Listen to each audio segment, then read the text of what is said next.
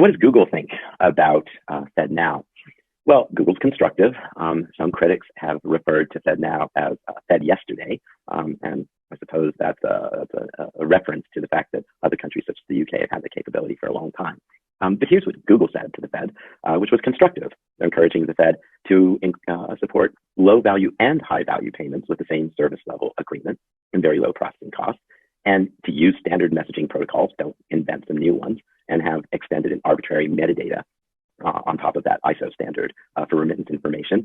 And this relates to something we talked about in session 1, provides clear standards for an API layer. And that is incredibly important. So a dollar bill, as we talked about, is a bearer bond. There's not a lot that you can do with that dollar bill, but there's two really important things that you can do with the dollar bill. Well, first, we talked about you can take it to Federal Reserve Bank and get another note.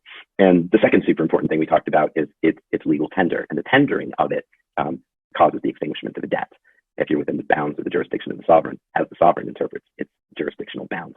And so, well, that's all super interesting and super important, but you notice that the actual dollar bill is quite a passive thing. It just gets handed around, and then there are a couple of side effects of its being handed around. In one case, the side effect is you get handed back another dollar bill. In the other case, the side effect is the extinguishment of a debt.